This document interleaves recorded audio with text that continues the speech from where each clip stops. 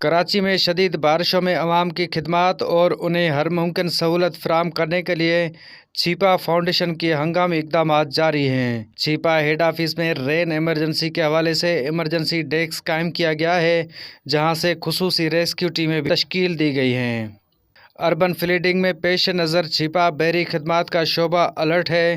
کشتیاں، غوطہ خور، رضاکار ہم وقت تیار ہیں۔ چھیپا کے ریسکیو رضاکار شدید بارشوں میں عوام کی خدمت کے لیے 24 گھنٹے سڑکوں پر نظر آ رہے ہیں۔ چھیپا کے ریسکیو رضاکار شدید بارشوں میں عوام کی خدمت کے لیے 24 گھنٹے سڑکوں پر نظر آ رہے ہیں۔ چھیپا کے رضاکار بارشوں میں پھنسے